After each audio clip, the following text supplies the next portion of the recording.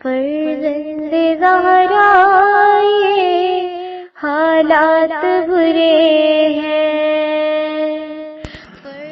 کاشانۂ بصیرت ایک ایسا مکمل یوٹیوب چینل جس پر محروم بصارت کے لیے بالخصوص اور تمام افراد کے لیے بالعموم سینکڑوں کی تعداد میں اسلامی کتب دستیاب ہیں۔ لہذا گزارش ہے کہ آپ اپنی ذمہ داری نبھاتے ہوئے کاشانۂ بصیرت کو سبسکرائب کرنے کے ساتھ ساتھ بیل آئیکن کو پریس کیجئے تاکہ آپ علم کے حصول کے ساتھ ساتھ مذہب اہل بیت کی اشاعت میں بھی اہم کردار ادا کرتے رہیں۔ کاشانۂ بصیرت، کاشانۂ بصیرت، کاشانۂ بصیرت۔ فرزند زہرا یہ حالات برے ہیں۔ السلام علیکم۔ کاشانۂ بصیرت کے یوٹیوب چینل کے لیے میں ملکہ جعفری جو کتاب پڑھ رہی ہوں وہ ہے آسان عقائد پارٹ 2، اور میں نے پیج نمبر 169 تک ریکارڈنگ کی تھی۔ اب اس کے آگے چلتے ہیں۔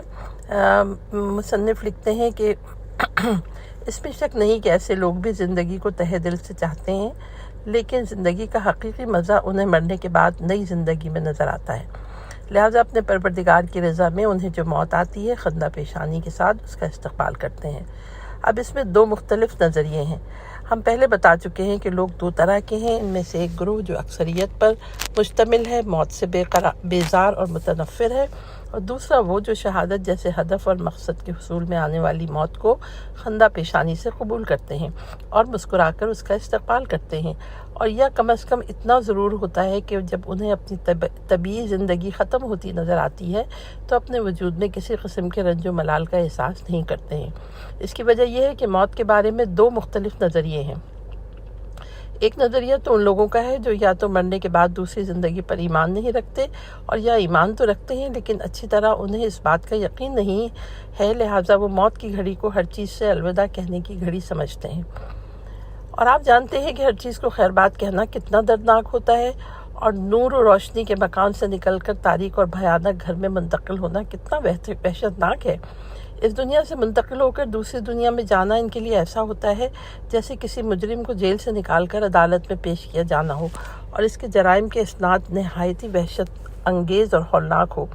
لیکن جو لوگ موت کو نئی زندگی سمجھتے ہیں، ان کے لیے اس دنیا سے چلا جانا ایسا ہوتا ہے جیسے وہ ایک محدود اور تاریک ماحول سے نکل کر ایک نہایت ہی وسیع، روشن اور غیر محدود جہان کی طرف جا رہے ہوں، یا ایک چھوٹے سے تنگ پنجرے سے نکل کر لامحدود فضا میں پرواز کے لیے روانہ ہو رہے ہوں، یا ایک ایسے معاشرے میں جو لڑائی جھگڑے یا جنگ و جدال، کشمکش، تنگ نظری، بے انصافی، کینہ پروری اور دشمنی کا مرکز ہے، سے نکل کر ان تمام آلودگیوں سے پاک معاشرے کی طرف جا رہے ہوں۔ جب ان لوگوں کا نظریہ یہ ہو تو وہ موت سے کیوں کر وحشت کھائیں، کیوں نہ حضرت علی علیہ السلام کے اس جملے کو اپنے لیے مشعل راہ بنائیں، لبنا ابی طالب آنسو بالموت من طفل سبدی امی۔ خدا کی قسم، ابو طالب کا بیٹا موت سے اس شیرخوار بچے کے مقابلے میں زیادہ مانوس ہے جو اپنی ماں کے پستانوں کے ساتھ مانوس ہوتا ہے۔ یا اس فارسی شاعر کی مانند یہ نغمہ گا کر موت سے ہم آغوش ہونے کے لیے بڑھے گا: مرگ اگر مردس بگو نزد منائی، تادر آغوشش بگیرم تنگ تنگ، منز جانی ستانم جاوداں، او زمین دلقی ستانن رنگ رنگ۔ یعنی اگر موت میں کوئی مردانگی ہے تو اسے کہو کہ میرے پاس آئے تاکہ میں اسے گرم جوشی کے ساتھ اپنی آغوش میں لے سکوں۔ میں اس سے ہمیشہ کی زندگی حاصل کروں گا، اور مجھ سے رنگا رنگ بوریا۔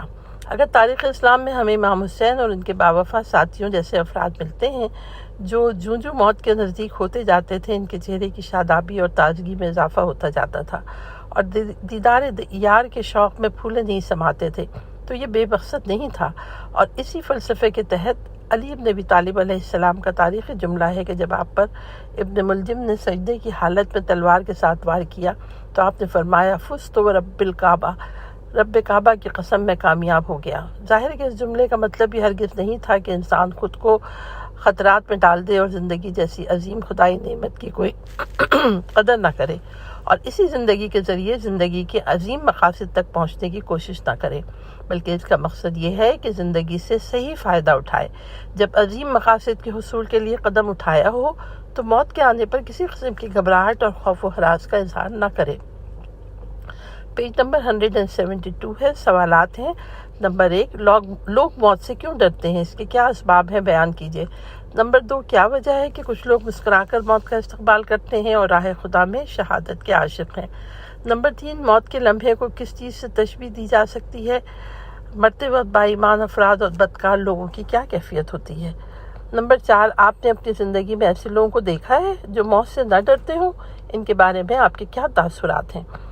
نمبر 5، موت کے بارے میں علی علیہ السلام کا نظریہ کیا ہے؟ پیج نمبر 173 ہے، یہ دوسرا سبق ہے، موت اور زندگی کا مفہوم۔ اگر صرف اس جہان کی زندگی کو کافی سمجھ لیا جائے اور ایک دوسرے کو مد نظر نہ رکھا جائے تو زندگی بے معنی اور بے مقصد ہو کر رہ جائے گی، اور بئی نہیں ایسے ہی ہوگی جیسے جنین شکم مادر میں موجود بچے کی زندگی کا دورہ اس دنیا کے بغیر تصور کر لیا جائے۔ جو بچہ شکم مادر میں موجود ہے اور اس تاریک و محدود زندان میں کئی ماہ گزار دیتا ہے، اگر اس وقت اس کے پاس عقل ہو اور اپنی زندگی کے بارے میں غور کرے تو یقیناً حیران ہوگا اور اپنے سے سوال کرے گا، میں کس لیے اس تاریک زندان میں مقید ہوں؟ کس لیے پانی اور خون میں تیرتا ہوں؟ آخر میری زندگی کا انجام کیا ہوگا؟ پیج نمبر 174 ہے، میں کہاں سے آیا ہوں؟ میرے آنے کا مقصد کیا ہے؟ لیکن اگر اسے آگاہ کیا جائے کہ یہ دور اس کا ایک مقدماتی دور ہے جہاں اس کے اعضائے بدن بن رہے ہیں، اس کی طاقت کے ذرائع مہیا ہو رہے ہیں تاکہ وہ درپیش آنے والی ایک عظیم دنیا میں مکمل طور پر تیار ہو جائے، اور 9 ماہ مکمل ہونے کے بعد اسے اس تاریک اور محدود مقام سے آزادی کا حکم ملے گا جس سے ایک عظیم دنیا میں پہنچ جائے گا، جس میں نیر تاباں، ماہ درخشاں، سرسبز و شاداب درخت اور مختلف قسم کے دریا و سمندر ہوں گے، اور ہر طرح کی نعمت وہاں پر ہوگی۔ وہ جب یہ جواب سنے گا تو یقیناً سکھ کا سانس لے گا اور کہے گا، اب پتہ چلا کہ اس تنگ و تاریک جگہ پر میرا فلسفہ وجودی کیا ہے۔ یہ تو ایک مقدماتی مرحلہ ہے، یہ تو پرواز کے لیے آشیانہ ہے اور ایک دانشگاہ تک پہنچنے کے لیے ابتدائی کلاس ہے۔ لیکن اگر جنین یعنی شکم مادر میں موجود بچے کی زندگی کا رابطہ اس جہان سے منقطع ہو جائے تو اس کے لیے سب کچھ تاریک اور بے معنی ہو جائے گا۔ شکم اور اس کے لیے وحشتناک زندان اور بے مقصد سفر ہو کر رہ جائے گا۔ اس دنیا اور اس جہاں کا باہمی رابطہ بھی بئی نہیں اسی طرح ہے۔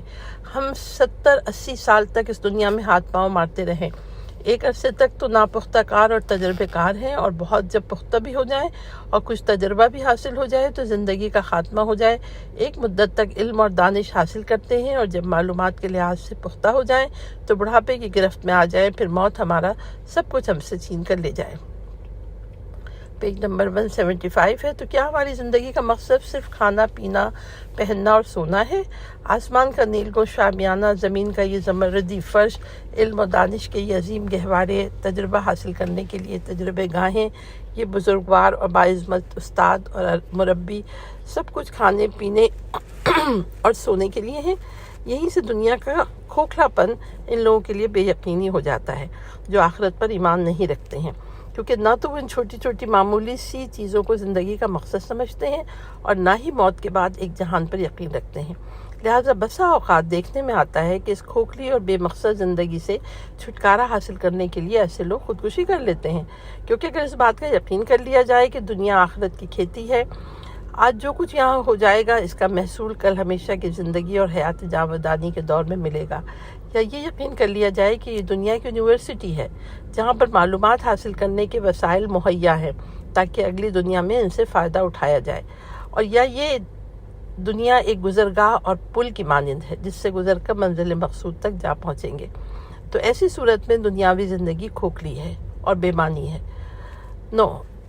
تو ایسی صورت میں دنیاوی زندگی کھوکھلی اور بے معنی نہیں ہوگی، معاف کیجیے گا پہلے میں نے غلط پڑھ لیا تھا، بلکہ ایک دوسری پائیدار اور جاویداں و ابدی زندگی کا مقدمہ سمجھی جائے گی، جس کے لیے یہاں پر جس قدر بھی جد و جہد کی جائے گی کم ہوگی۔ پیج نمبر 176 ہے، گویا قیامت پر ایمان انسان کی زندگی کو ایک باقاعدہ مفہوم بخشتا ہے اور اسے ہر طرح کے اضطراب، خوف اور پریشانی سے نجات دلاتا ہے۔ پھر ہیڈنگ ہے، قیامت پر ایمان تربیت کے لیے مؤثر عامل ہے۔ مذکورہ دلائل کے علاوہ آخرت کی عظیم عدالت پر ایمان ہماری موجودہ دور کی زندگی سنوارنے کے لیے بہت مؤثر ہے۔ فرض کیجیے کسی ملک میں اس بات کا عام اعلان کر دیا جائے کہ سال کے ایک مقررہ دن میں جو شخص بھی جرم کا ارتکاب کرے گا اس سے نہ تو کوئی مواخذہ کیا جائے گا اور نہ ہی اسے کوئی سزا ملے گی۔ ہر شخص مطمئن ہو کر ارتکاب جرم کر سکتا ہے۔ کوئی سرکاری یا غیر سرکاری شخص اس سے کسی قسم کی پوچھ گچھ یا روکنے کا حق نہیں رکھتا۔ عدالتوں کو ان جرائم کے کیس کی سماعت کا کوئی حق نہیں ہے۔ ایسی صورت میں آپ ہی بتائیں کہ اس دن ملک پر کیا گزرے گی۔ اس لیے کہا جاتا ہے کہ قیامت پر ایمان گویا ایک عظیم عدالت پر ایمان ہوتا ہے جس کی نظیر اس دنیا میں نہیں ملتی ہے۔ اس عدالت کی مندرجہ ذیل خصوصیات ہیں۔ ایسی عدالت ہے جہاں پر نہ تو کوئی سفارش چلتی ہے نہ تعلقات کام آ سکتے ہیں۔ وہاں پر صرف قانون کے مطابق فیصلہ کیا جائے گا، نہ ہی جھوٹے ثبوت مہیا کر کے حاکم کو دھوکہ دے کے چھٹکارا حاصل کیا جا سکتا ہے۔ ایسی عدالت ہے جس میں دنیاوی عدالتوں کی طرح تکلفات سے کام نہیں لیا جائے گا۔ اس لیے فیصلے کی سماعت طولانی نہیں ہوگی، پلک جھپکنے کی دیر سے بھی کم مدت میں فیصلہ سنا دیا جائے گا اور فیصلہ بالکل صحیح ہوگا۔ ایسی عدالتوں میں جہاں ملزم پر فرد جرم عائد کرنے کے لیے ثبوت کے طور پر اس کے اپنے اعمال ہوں گے جو مجسم ہو کر سامنے آ جائیں گے اور اپنے مرتکب کے ساتھ ایسے تعلق کو ظاہر کریں گے کہ کسی قسم کے انکار کی گنجائش باقی نہیں رہ جائے گی۔ ایسی عدالت ہے جس میں انسان کے اپنے اعضاء راز قبیل، آنکھ، کان، زبان، ہاتھ، پاؤں، بلکہ وہ زمین اور در و دیوار گواہی دیں گے جہاں پر کسی گناہ یا ثواب کو انجام دیا گیا ہے۔ اور جب قدرتی آثار کی صورت میں انسان کے اعمال گواہی دیں گے تو کسی قسم کے انکار کی گنجائش باقی نہیں رہ جائے گی۔ ایسی عدالت ہوگی جس کا حاکم فیصلہ کرنے والا خود خدا ہوگا، جو ہر چیز سے باخبر، ہر کسی کی بے نیاز اور ہر ایک کیس سے زیادہ عادل ہے۔ ان سب باتوں سے قطع نظر کرتے ہوئے یہ حقیقت سب سے زیادہ اہم ہے کہ وہاں پر ملنے والی اکثر سزائیں مقرر کردہ نہیں ہیں، بلکہ انسان کے اپنے اعمال ہوں گے جو اسے دکھ دیتے رہیں گے یا نعمتوں اور آسائشوں سے مالا مال کر دیں گے۔ پیج نمبر 178 ہے، جس کا ریفرنس نیچے لکھا ہے کہ نہج البلاغہ خطبہ نمبر 224 سے اخذ کیا ہے کہ ایسی عدالت پر ایمان انسان کو اس کمال انسانیت کے درجے پہ پہنچا دیتا ہے کہ وہ علی علیہ السلام کے اس جملے کو اپنے لیے طرز زندگی کے طور پر اپناتا ہے کہ خدا کی قسم، میرے لیے ساری رات نرم بستر پر بسر کرنے کی بجائے کانٹوں پر گزار دینا اور میرے ہاتھ پاؤں زنجیروں میں جکڑ کر کوچہ و بازار میں پھرایا جانا مجھے اس ذات سے زیادہ پسند ہے کہ اللہ کی بارگاہ میں ایسی حالت میں پیش ہوں کہ خدا کے کسی بندے پر ظلم اور حق کسی کا غصب کیا ہو۔ یہ نہج البلاغہ کے خطبہ نمبر 224 سے ماخوذ مولا کے الفاظ ہیں۔ یہ قیامت کی عدالت پر ایمان ہی تو ہے جو انسان کو ایسا اقدام کرنے پر مجبور کر دیتا ہے کہ جب اس کا بھائی بیت المال سے دوسروں کی نسبت اپنے مقرر کردہ وظیفے میں اضافے کا مطالبہ کرتا ہے تو لوہا گرم کر کے بھائی کے نزدیک لے جاتا ہے۔ جب وہ اس گرمی سے چیخ اٹھتا ہے تو اس سے کہتا ہے تم دنیاوی آگ کی معمولی گرمی سے چیخ اٹھے ہو لیکن اپنے بھائی کو جہنم کی آگ میں جھونکنے سے نہیں گھبراتے جس کے شعلوں کو خداوند ذوالجلال کے قہر و غضب سے بھڑکایا ہوا ہے۔ آیا ایسا ایمان رکھنے والے شخص کو دھوکہ دیا جا سکتا ہے؟ آیا اس کے ضمیر کو رشوت کے ذریعے خریدا جا سکتا ہے؟ پیج نمبر 179 ہے، آیا اسے لالچ، طمع یا دھمکیوں کے ذریعے راہ راست سے ہٹا کر ظلم کے ارتکاب پہ مجبور کیا جا سکتا ہے؟ قرآن مجید فرماتا ہے جب مجرمین اور گناہ گار لوگ اپنے نامہ اعمال کو دیکھیں گے تو وہ پکار اٹھیں گے اور وہ کہیں گے ما لہذا الکتاب لا یغادر صغیرۃ ولا کبیرۃ الا احصاھا، یہ کیسی کتاب ہے جس میں تمام چھوٹے بڑے گناہ درج ہیں۔ اس طرح انسان کے اندر فرض شناسی کا جذبہ موجزن ہوتا ہے اور اس میں ذمہ داری کا ایسا احساس پیدا ہوتا ہے جو اسے ہر لغزشوں، گمراہیوں اور ظلم کے ارتکاب سے باز رکھتا ہے۔ پیج نمبر 180 ہے، سوالات ہیں اگر اس محدود اور چند روزہ زندگی کے بعد ایک اور جہان نہ ہوتا تو کیا ہو جاتا؟ معاد اور قیامت کے منکر لوگ خودکشی کا ارتکاب کیوں کرتے ہیں؟ نمبر 3، اس دنیا کی عدالتوں اور آخرت کی عدالت میں کیا فرق ہے؟ نمبر 4، آخرت پر ایمان انسان کے اعمال پر کیا اثر کرتا ہے؟ نمبر 5، امیر المومنین نے اپنے بھائی عقیل سے کیا فرمایا اور وہ کیا چاہتے تھے اور علی نے کیا جواب دیا؟ پیج نمبر 181 ہے، تیسرا سبق، قیامت کی عدالت کا نمونہ خود انسان کے اپنے اندر موجود ہے۔ جو لوگ اس محدود جہاں میں اسیر ہیں ان کے لیے مرنے کے بعد دوبارہ زندہ ہونا اور قیامت کے دن عظیم عدالت کا منعقد ہونا ایک نئی چیز ہے۔ خداوند عالم نے اس عدالت کا ایک چھوٹا سا نمونہ اس دنیا میں ہمیں دکھایا ہے، جس کا نام ضمیر کی عدالت ہے۔ یاد رہے یہ ایک چھوٹا سا نمونہ ہے، ہم اس کو ذرا تفصیل سے بیان کرتے ہیں۔ انسان اس دنیا میں جو غلط کام انجام دیتا ہے اس کے لیے اسے کئی عدالتوں سے گزرنا پڑتا ہے۔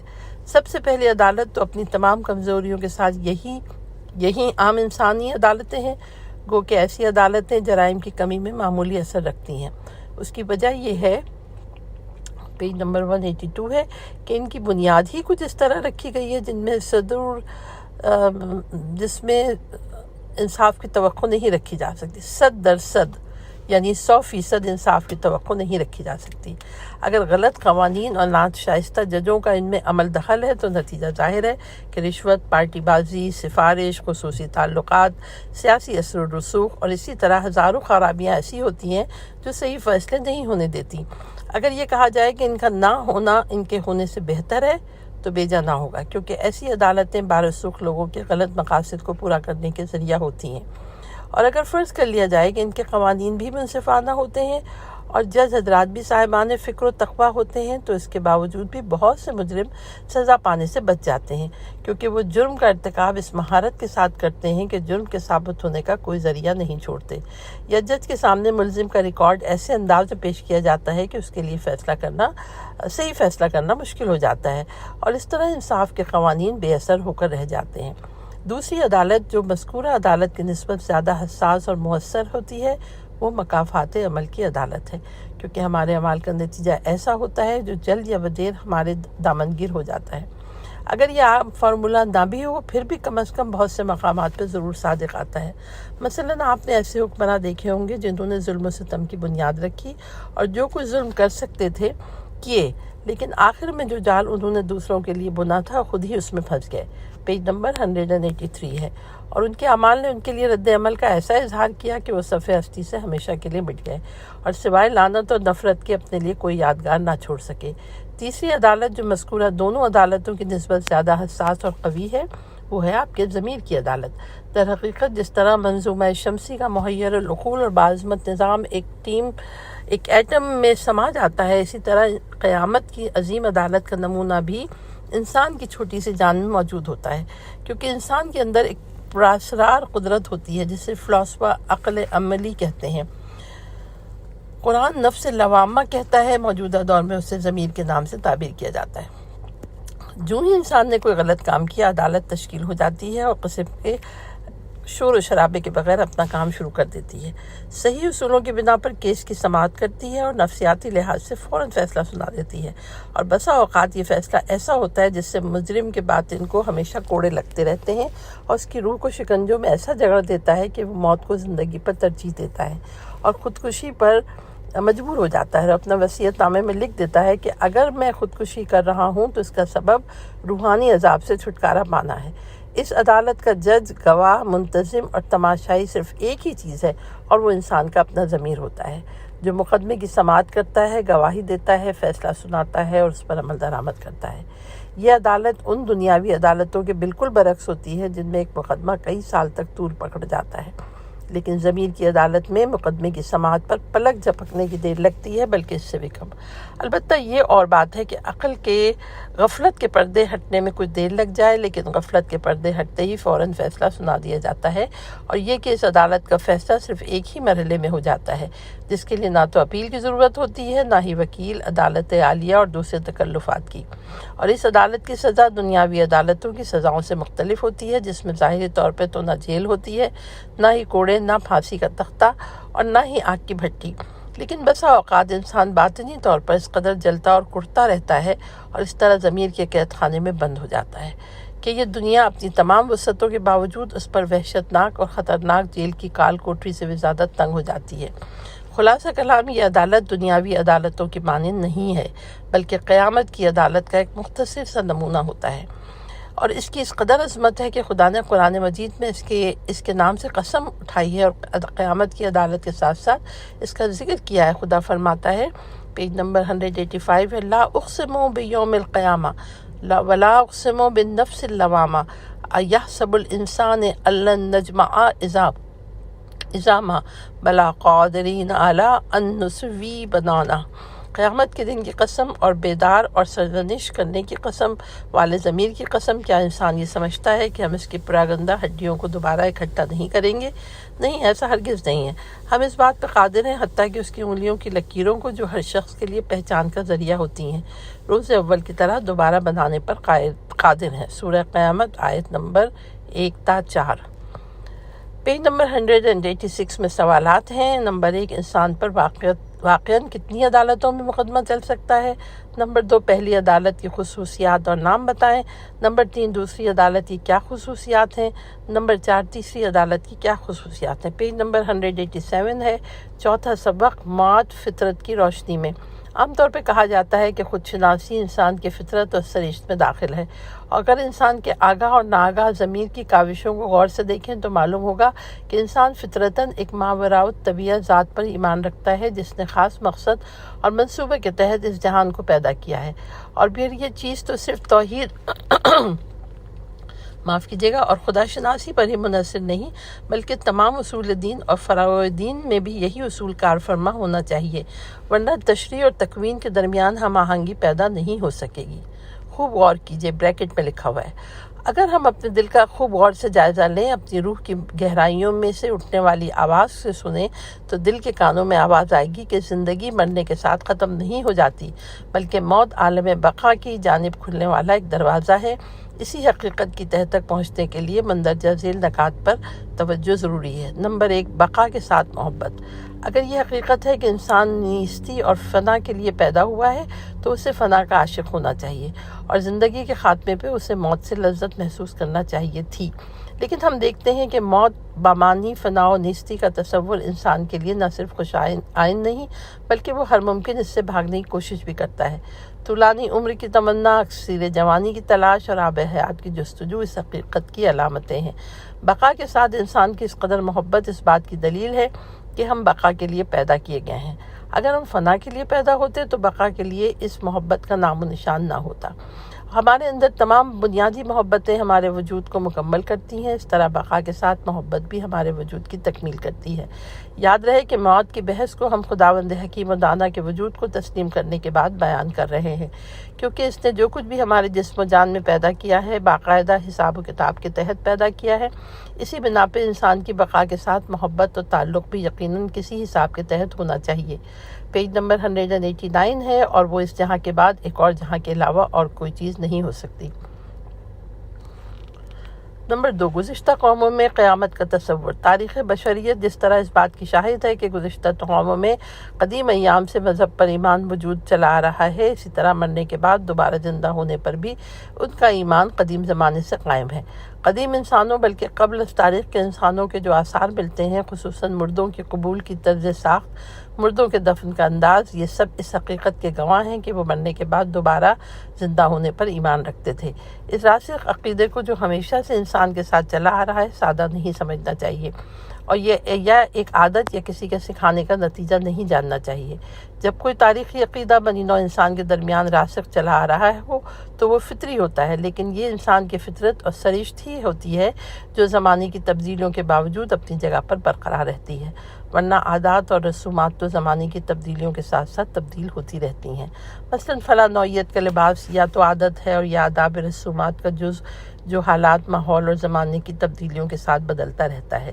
لیکن بچے کے ساتھ اس کی ماں کی محبت ایک عزیزہ اور سرشت ہوتی ہے جو ماں کی فطرت میں داخل ہوتی ہے، لہٰذا نہ تو معاشرتی تبدیلیوں کی آندھیاں اس مقدس شعلے کو بجھا سکتی ہیں، اور نہ ہی زمانے کی گردش اس پر فراموشی کا غبار ڈال سکتی ہیں۔ پیج نمبر 190 ہے۔ صاحبان علم و دانش کہتے ہیں کہ تحقیقات سے پتہ چلتا ہے کہ قدیم زمانے کے لوگ بھی کسی نہ کسی صورت میں مذہب کے پابند تھے، کیونکہ ان میں سے جب کوئی شخص مر جاتا تھا تو وہ ایک خاص انداز سے اسے دفن کرتے تھے، اور اس کے کام کرنے کے اوزار و آلات بھی اس کے ساتھ دفن کر دیتے تھے، جس سے ان کے اور دنیا پر عقیدے کا ثبوت ملتا ہے۔ اس سے بخوبی پتہ چلتا ہے کہ ان لوگوں نے مرنے کے بعد ایک اور زندگی کو قبول کیا ہوا تھا۔ یہ اور بات ہے کہ اس سلسلے میں وہ ایک غلط فہمی کا شکار تھے، اور وہ یہ سمجھتے تھے کہ مرنے کے بعد ملنے والی زندگی بھی ٹھیک اسی دنیاوی زندگی کی مانند ہے جہاں پر اوزار اور آلات کی ضرورت ہوتی ہے۔ نمبر 3 اندرونی عدالت، جسے ضمیر بھی کہا جاتا ہے، موت کے فطری ہونے اور ایک دلیل ہے، اور جیسا کہ ہم پہلے بیان کر چکے ہیں کہ ہمارے اندر ایک عدالت ہوتی ہے جو ہمارے اعمال کا محاسبہ کرتی ہے اور نیک کاموں کے بدلے میں ہمیں جزا دیتی ہے۔ اس کا ریفرنس ہے جامع شناسی کینگ صفحہ نمبر 192 کا یہ اقتباس میں نے پڑھا ہے۔ اور اب ہماری کتاب کا پیج نمبر 191 ہے کہ جس سے ہم ذہنی سکون محسوس کرتے ہیں، ہمارے دل و جان میں ایک ایسی روحانی لذت کا احساس ہوتا ہے جو کسی قلم یا زبان کے ذریعے قابل نہیں ہے، اور برے کاموں خاص کر بڑے گناہوں کے ارتکاب پر ہمیں ایسی سزا دیتی ہے جس سے زندگی کا مزہ تلخ اور جینا دوبھر ہو جاتا ہے۔ کئی مرتبہ دیکھنے میں آیا ہے کہ قتل جیسی بھیانک جرم کا ارتکاب کرنے والے بہت سے مجرم جو قانون کی گرفت سے بچ کر فرار ہوئے ہیں کامیاب ہو جاتے ہیں، لیکن جلدی وہ اپنے آپ کو عدالت میں پیش کر دیتے ہیں۔ اس کی وجہ صرف یہ ہوتی ہے کہ وہ ضمیر کی عدالت کے شکنجوں میں جکڑ چکے ہوتے ہیں، اور اس سے چھٹکارا پانے کے لیے یہ وہ عمل انجام دیتے ہیں۔ جب انسان اس باطنی عدالت کو دیکھتا ہے تو سوچنے پہ مجبور ہو جاتا ہے کہ جب خود میرے چھوٹے سے وجود میں ایک عدالت موجود ہے تو اس قدر عظیم اور وسیع عریض جہان کے لیے کسی قسم کی کوئی عدالت نہ ہو، یہ کیوں کر ممکن ہے؟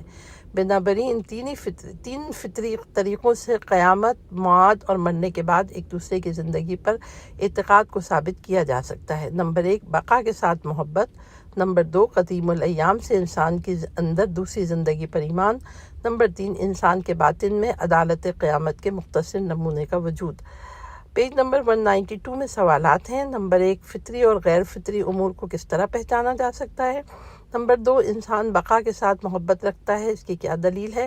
اور بقا کے ساتھ محبت معاد کے فطری ہونے کی کس طرح دلیل بن سکتی ہے؟ نمبر 3 آیا گزشتہ اقوام بھی معاد پر ایمان رکھتی تھیں؟ دلیل پیش کریں۔ نمبر 4 ضمیر کی عدالت انسان کو کس طرح سزا دیتی ہے؟ اس کے کچھ نمونے بیان کریں۔ نمبر 5 ضمیر کی عدالت اور قیام کی عظیم عدالت کے درمیان کیا رابطہ ہے؟ 5واں سبق ہے قیامت عدالت کی روشنی میں۔ اگر کائنات کے نظام اور تخلیق کے قوانین پر تھوڑا سا بھی غور و فکر کیا جائے تو معلوم ہوگا کہ کائنات اور تخلیق کے ہر مرحلے پر قانون کی حکمرانی ہے اور ہر چیز اپنی جگہ پر موزوں ہے۔ انسانی جسم میں یہ منصفانہ نظام اس قدر مناسب ہے کہ اس میں معمولی سی تبدیلی بھی بیماری یا موت کا سبب بن سکتی ہے۔ مثال کے طور پر آنکھ، دل اور دماغ کی کچھ اس طرح بناوٹ کی گئی ہے کہ ہر چیز صحیح طور پر اور ضروری اندازے کے مطابق ترتیب کی گئی ہے۔ نظم و عدالت کا یہ قانون صرف انسانی جسم پر ہی حکم فرما نہیں بلکہ تمام کائنات پر اس کی فرما روائی ہے کہ بالعدل قامت السماوات والارض۔ پیج نمبر 194 ہے۔ عدل ہی کے ذریعے زمین و آسمان اپنی جگہ پر قائم ہے۔ ایک ایٹم اس قدر چھوٹا ہوتا ہے کہ اس جیسے لاکھوں ایٹم سوئی کی نوک پر اکٹھا ہو سکتے ہیں۔ آپ تصور تو کریں کہ اس ایٹم کی بناوٹ کس قدر منظم اور صحیح اندازے کے مطابق ہے کہ وہ لاکھوں سال تک زندہ رہ سکتا ہے۔ اس کی وجہ صرف یہ ہے کہ اس پر عدل کا قانون حاکم ہے اور الیکٹرونز اور پروٹونز کو اس توازن کے ساتھ رکھا گیا ہے کہ ایک دوسرے کے ساتھ ہم آہنگ ہیں۔ گویا کائنات کی چھوٹی سے چھوٹی چیز سے لے کر بڑے سے بڑے اجسام میں عدل کا یہ قانون کار فرما ہے، تو کیا انسان اس قانون سے مستثنیٰ ہے؟ کائنات کی ہر چھوٹی بڑی چیز تو عدل کے نظام میں مربوط ہو، لیکن انسان کو اس قانون سے مستثنیٰ قرار دے دیا گیا ہو جس بے نظمی، بے عدالتی اور ظلم کا ارتکاب چاہے کرتا پھرے اس سے کوئی پوچھنے والا نہ ہو یا نہیں بلکہ اس میں کوئی نقطہ پنہا ہے۔ ہیڈنگ ہے اختیار اور ارادے کی آزادی۔ حقیقت یہ ہے کہ انسان اور دوسری مخلوقات کے درمیان ایک بنیادی فرق ہے، اور وہ یہ ہے کہ انسان آزاد ارادے اور اختیار کا مالک ہے۔ یہاں پر سوال یہ پیدا ہوتا ہے کہ آخر کیا وجہ ہے کہ خدا نے اسے آزاد پیدا کیا ہے اور ہر قسم کے فیصلے کا اختیار اسے دیا ہے کہ وہ جو کچھ چاہے کرتا رہے؟ پیج نمبر 195 ہے۔ اس کا جواب یہ ہے کہ اگر وہ آزاد نہ ہوتا تو کبھی بھی درجہ کمال تک نہیں پہنچ سکتا تھا، اور یہی چیز اس کے معنوی اور اخلاقی کمال کی ضمانت ہے۔ مثال کے طور پر اگر نیزے کی نوک سے انسان کو مجبور کیا جاتا ہے کہ وہ غریبوں کی مدد کرے اور ایسے کام انجام دے جس سے معاشرے کو فائدہ پہنچے، اس طرح سے یہ نیک کام سر انجام تو ضرور پا جاتے، لیکن ایسا کام کرنے والے شخص کو کوئی انسانی اور اخلاقی کمال نصیب نہ ہوتا۔ جبکہ اس کے برعکس اگر اس کا 1% بھی اپنی مرضی اور ارادے اور اختیار سے انجام دے تو اسی اندازے کے مطابق وہ اخلاقی اور روحانی کمال کی جانب قدم بڑھائے گا۔ بنابراین معنوی اور اخلاقی کمال کے حصول کے لیے بنیادی شرط یہ ہے کہ انسان اپنے ارادے میں مکمل آزاد اور خود مختار ہو اور اپنے ہی پاؤں سے چل کر یہ راستہ خود طے کرے، نہ کہ یہ امر مجبوری ایسے کام کرے اور کائنات کی دوسری مخلوقات کی طرح اپنی حرکت و سکوت پہ مجبور ہو۔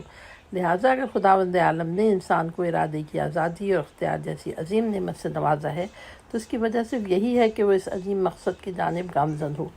البتہ یہ نعمت اس پھول کی مانند ہے جس کے چاروں طرف کانٹے اگے ہوں۔ پھول سے مراد خدا کی یہ عظیم نعمت ہے اور کانٹوں سے مراد آزادی سے ناجائز فائدہ اٹھانا اور ظلم و گناہ سے آلودہ ہونا ہے۔ یہ بات بھی قابل ذکر ہے کہ خدا میں یہ قدرت ہے کہ اگر کوئی شخص ظلم و ستم کا ارتکاب کرے تو خدا فوراً اس کو ایسی مصیبت میں مبتلا کر دے کہ وہ کبھی اس گناہ کے ارتکاب کا تصور بھی نہ کرے۔ اس کے ہاتھ لولے، آنکھیں اور زبان گونگی کر دے، آنکھیں اندھی، زبان گونگی کر دے، اور اس طرح پھر کبھی وہ آزادی سے ناجائز فائدہ نہ اٹھائے اور گناہ کا ارتکاب نہ کرے۔ لیکن ایسی صورت میں اس کی پرہیزگاری اور تقویٰ ایک اجباری صورت اختیار کر جائے گی، یعنی وہ تقویٰ اور پرہیزگاری میں مجبور ہوگا، جو کسی بھی طرح باعث افتخار نہیں ہے۔ بنابراً انسان کو ہر طرح سے آزاد ہونا چاہیے اور ہر مرحلے پر خدائی آزمائشوں کے لیے تیار رہنا چاہیے، اور وہ چند خاص صورتوں کے علاوہ فوری طور پر ملنے والی سزاؤں سے محفوظ ہو تاکہ وہ اپنی صلاحیتوں کو اچھی طرح اجاگر کر سکے۔ یہاں پر ایک مطلب باقی رہ جاتا ہے، وہ یہ کہ اگر صورتحال اسی طرح باقی رہے اور جس طرح جس کا جی چاہے کرتا پھرے تو خدا کی عدالت کا قانون جو تمام کائنات پر حاکم ہے یہاں پر غیر مؤثر ہوگا۔ لہذا یہیں سے ہمیں یقین ہوتا ہے کہ انسان کے لیے ایک عدالت ضرور مقرر کی گئی ہے۔ یہاں پر بلا استثناء ہر ایک کو حاضر ہونا ہے اور اپنے اعمال کا صلہ دریافت کرنا ہے۔ کیا یہ بات ممکن ہے کہ نمرود، فرعون اور چنگیز قسم کے لوگ اپنی ساری زندگی ظلم ستم کرتے رہیں اور ان کے لیے کوئی حساب کتاب نہ ہو؟ کیا یہ ہو سکتا ہے کہ خدا کے نزدیک گناہگار اور پرہیزگار یکساں ہوں؟ بلکہ قرآن تو کہتا ہے أَفَنَجْعَلُ الْمُسْلِمِينَ كَالْمُجْرِمِينَ مَا لَكُمْ كَيْفَ تَحْكُمُونَ؟ کیا ہم ایسے لوگوں کو مجرمین کی طرح قرار دیں گے جو قانون خدا اور عدالت کے آگے جھکے ہیں؟ تمہیں کیا ہو گیا ہے؟ کس طرح کا فیصلہ کرتے ہو؟ سورہ قلم کی آیت نمبر 35 اور 36 ہے۔ ایک اور جگہ پر خدا فرماتا ہے أَمْ نَجْعَلُ الْمُتَّقِينَ كَالْفُجَّارِ، کہ یہ بات ممکن نہیں ہے کہ ہم پرہیزگاروں کو فاجروں کی مانند قرار دیں۔ سورہ صاد آیت نمبر 28۔ یہ ٹھیک ہے کہ بعض گناہ گاروں کو اس دنیا میں اپنے کیے کی کم یا زیادہ سزا مل جاتی ہے۔ یہ بھی جانتے ہیں کہ ضمیر کی عدالت کا مسئلہ بھی بہت اہم ہے۔ اس سے بھی انکار نہیں کہ گناہ، ظلم و ستم اور ناانصافیوں کے خطرناک نتائج کبھی انسان کے دامنگیر ہو جاتے ہیں، لیکن اگر ہم خوب غور سے کام لیں تو معلوم ہوگا کہ ان مذکورہ امور میں سے کوئی بھی اس قدر عمومی نہیں ہے کہ ہر ظالم اور گناہ گار کو اس کے گناہوں کی پوری سزا ملے۔ بہت سے ایسے لوگ بھی ہیں جو مکافات عمل کے آہنی پنجوں، ضمیر کی عدالت کے فیصلوں اور غلط کاموں کے نتائج بھگتنے سے فرار کر جانے میں کامیاب ہو جاتے ہیں یا انہیں مکمل سزا مل جاتی ہے۔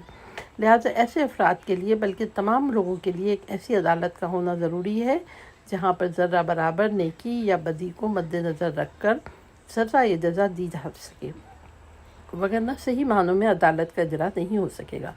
بنابراً پروردگار کے وجود اور اس کی عدالت کو قبول کر لینا قیامت کے وجود اور دوسرے جہانوں کو قبول کر لینے کے مساوی ہوتا ہے، جو ایک دوسرے سے جدا نہیں ہو سکتے۔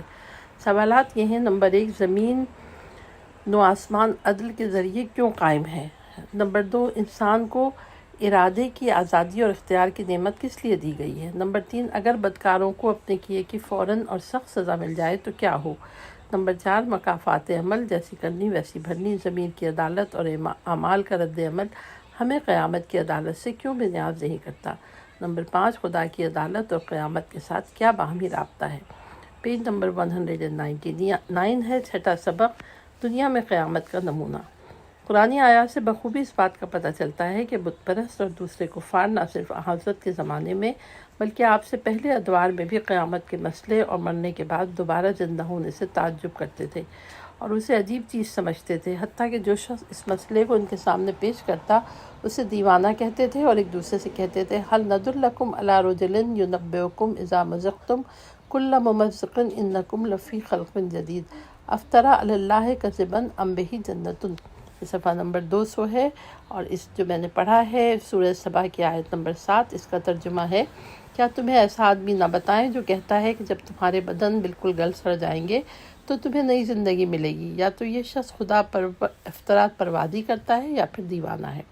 اس دور میں نادانی اور کوتاہ فکری کی بنا پر مرنے کے بعد دوبارہ زندہ ہونے کے عقیدے کو جنون یا خدا کی ذات پر افطرا پروازی سمجھا جاتا ہے، اور ایک بے جان مادے سے زندگی کے وجود میں آنے کو جنون آمیز تصور کیا جاتا تھا۔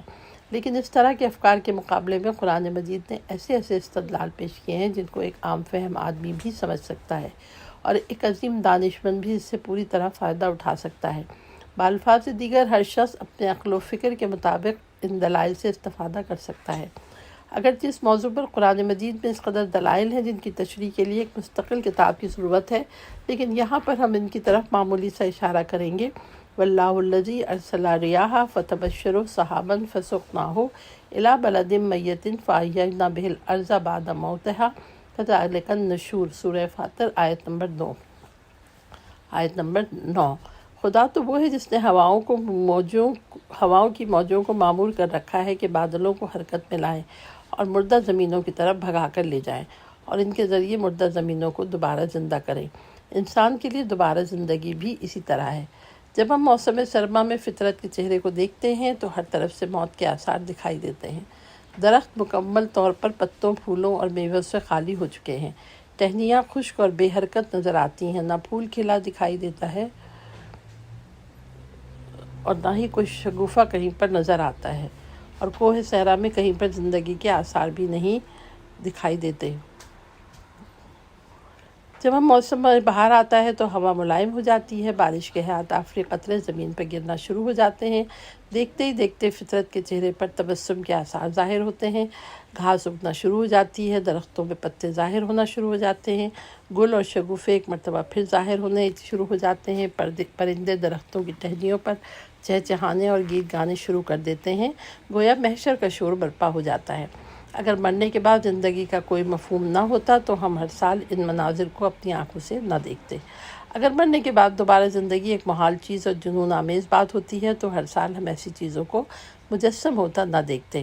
مرنے کے بعد زمین کے دوبارہ زندہ ہونے اور موت کے بعد انسان کے دوبارہ زندگی حاصل کرنے کے درمیان فرق ہے۔ کبھی قرآن مجید مشرکین اور بت پرستوں کا ہاتھ پکڑ کر انہیں ابتدائی آفرینش کی طرف لے جاتا ہے، انسان کو ابتدائی خلقت یاد دلاتا ہے اور اس صحرائی بدو کے ماجرے کی یادآوری کرتا ہے جو ایک ہڈی ہاتھ میں لے کر حضرت کی خدمت میں پہنچا اور کہا، اے محمد مجھے بتاؤ اس ہڈی کے دوبارہ زندہ کرنے پر کس کو قدرت حاصل ہے، کون ایسا کام کر سکتا ہے؟ اس کے گمان میں تھا کہ وہ قیامت کی نفی پر ایک دندان شکست دلیل لے آیا ہے، لیکن قرآن کے ذریعے خداوند عالم نے پیغمبر کو فوراً حکم دیا کہ کہہ دیجئے، سورہ یاسین کی آیت نمبر 79 ہے کہ یحیی الذی انشاہا اول مرہ، جس نے اسے پہلے ایک بے جان مادے اور آب و خاک سے پیدا کیا تھا وہی ذات اسے دوبارہ زندگی کرے گی۔ ابتدائی پیدائش اور دوبارہ زندگی کرنے میں فرق ہے۔ یہی بات ہے قرآن مجید میں بہت سے مقامات پر مختلف لیکن نہایت بامعنی جملے پر اکتفا کیا گیا۔ خدا فرماتا ہے، کما بدانا اولا خلق نعبدہ، جس طرح ہم نے ابتدا میں پیدا کیا ہے اسی طرح دوبارہ پلٹائیں گے، سورہ انبیاء آیت نمبر 104۔ کبھی قرآن مجید خدا کی عظیم قدرت کو زمین و آسمان کی خلقت کے ذریعے یاد دلاتا ہے اور فرماتا ہے، جس طرح خدا نے آسمانوں اور زمینوں کو خلق کیا ہے، کیا وہ اس بات پر قادر ہے کہ وہ اسی طرح پیدا کرے؟ وہ ضرور اس بات پر داور ہے، وہی پیدا کرنے والا اور آگاہ ہے۔ جب بھی وہ کسی چیز کا ارادہ کرتا ہے تو کہہ دیتا ہے ہو جا تو وہ ہو جاتی ہے، سورہ یاسین آیت نمبر 81 اور 82۔ جو لوگ ان مسائل میں شک کرتے تھے دراصل وہ لوگ تھے جن کی فکر اور سوچ کی فضا ان کے اپنے گھروں تک محدود تھی، ورنہ وہ اس حقیقت کا ضرور ورک کر لیتے کہ خدا کے لیے دوبارہ زندہ کرنا ابتدائی آفرینش سے زیادہ آسان ہے، اور مردوں کو دوبارہ زندگی دینا اس خدا کے لیے کوئی بڑی بات نہیں ہے جس نے آسمانوں اور زمین کو اس عظمت کے ساتھ پیدا کیا ہے۔ بہرحال آپ دیکھ رہے ہیں کہ قرآن مجید نے کیسے منطقی دلائل کے ساتھ ان لوگوں کو دندان شکن جواب دیے ہیں جو موت کے مسئلے میں شک کرتے تھے، بلکہ موت کا مسئلہ پیش کرنے والے کو دیوانہ کہتے تھے۔ ان دلائل کے ذریعے امکان موت کا مسئلہ بخوبی روشن ہو جاتا ہے، جس کی طرف ہم نے ایک مختصر سا اشارہ کیا ہے۔ سوالات: نمبر 1، مشرکین موت کے مسئلے کو عجیب کیوں سمجھتے تھے؟ نمبر 2، عالم فطرت میں ہر سال موت کا منظر کس طرح نظر آتا ہے؟ نمبر 3، قرآن نے بہت سی آیت میں بچے کے شکم مادر میں رہنے کے دوران کو موت سے کس لیے تشبیہ دی ہے؟ پیج نمبر 205 پہ 7واں سبق ہے، موت اور پیدائش کا فلسفہ۔ بہت سے لوگ پوچھتے ہیں خدا نے ہمیں کیوں پیدا کیا ہے، اور کبھی تو وہ اس سے بھی آگے بڑھ جاتے ہیں اور کہتے ہیں کہ بلکہ اس عظیم جہان کی پیدائش ہی کا فلسفہ کیا ہے۔ باغ کا مالی میوہ حاصل کرنے کے لیے باغ لگاتا ہے، زمیندار محصول اٹھانے کے لیے بیج جماتے ہیں، لیکن کائنات کے خالق نے ہمیں کس لیے پیدا کیا ہے؟ آیا خدا کے پاس کس قسم کی کمی تھی کہ وہ اس کمی کو پورا کر رہا ہے؟ پیج نمبر 206 ہے، اگر اس غرض سے پیدا کیا ہے تو وہ اس بات کا محتاج کہلائے گا جو پروردگار کی شان کے منافی ہے۔ یہ اور اس قسم کے دوسرے سوالات، ایسے سوالات کے لیے ہمارے پاس بہت سے جواب ہیں، لیکن اختصار کو مد نظر رکھتے ہوئے چند ایک جملوں میں اس کا خلاصہ پیش کریں گے۔ ہماری بہت بڑی غلطی اس میں ہے کہ ہم خدائی صفات کو اپنی صفات جیسا سمجھتے ہیں۔ چونکہ ہم ایک محدود مخلوق ہیں، لہٰذا جو کام بھی کرتے ہیں اپنی ضروریات کو پورا کرنے کے لیے کرتے ہیں۔ اگر سبق پڑھتے ہیں تو علم کی کمی کو پورا کرنے کے لیے، کام کرتے ہیں تو مال کی کمی کو پورا کرنے کے لیے، اگر علاج معالجہ کرتے ہیں تو صحت و سلامتی کو برقرار رکھنے کے لیے۔ لیکن خداوند متعال کے بارے میں یہ چیز صادق نہیں آتی، کیونکہ وہ ایسی ذات ہے جس کی کوئی حد اور انتہا نہیں۔ اگر وہ کوئی کام کرتا ہے تو اس سے اس کی غرض اس کی اپنی ذات نہیں ہوتی ہے، بلکہ دوسروں پر اس کا لطف و عنایت مقصود ہوتا ہے۔ وہ کسی کو پیدا کرتا ہے تو اس لیے نہیں کہ اسے کوئی ذاتی مفاد پہنچے، بلکہ اس کا مقصد یہ ہوتا ہے کہ وہ اپنے بندوں پر لطف و عنایت فرمائے۔ وہ مجسم نور ہے، بغیر کسی قسم کے نیاز کے نور افشانی کرتا ہے تاکہ اس کی روشنی سے ہر ایک بہرہ مند ہو۔ یہ اس فیاض اور لامتناہی ذات کا منشا ہے کہ وہ اپنی مخلوقات کی دستگیری کر کے درجہ کمال تک پہنچائے۔ ہمارا عدم سے وجود میں آنا بھی کمال کا ایک مرحلہ ہے۔ اس طرح انبیاء کا بھیجنا، آسمانی کتابوں کا نازل کرنا، قوانین کا مقرر کرنا بھی ہماری تدریجی کمال کے مختلف مراحل ہیں۔ یہ دنیا ایک عظیم یونیورسٹی ہے، ہم اس کے طالب علم۔ یہ دنیا ایک کھیتی ہے، ہم اس کے کسان۔ یہ دنیا ایک سود مند تجارتی منڈی ہے، ہم اس کے تاجر۔ ہم تخلیق بشر کے لیے فلسفے کے کیوں کر قائل نہ ہوں، جبکہ کائنات کے ہر ذرے کی تخلیق کا مقصد اور فلسفہ موجود ہے۔ ہمارے بدن کے عجیب و غریب کارخانے میں کوئی بھی ایسا عضو جس کا کوئی مقصد نہیں، حتیٰ کہ آنکھوں کی پلکیں اور پاؤں کے تلوے کی گہرائی، تو پھر یہ کیسے ممکن ہے کہ ہمارے بدن کے ہر ذرے کا تو کوئی مقصد اور فلسفہ ہو، لیکن ہمارے پورے جسم کا کوئی مقصد نہ ہو؟ ذرا اپنے وجود سے باہر نکل کر سوچیں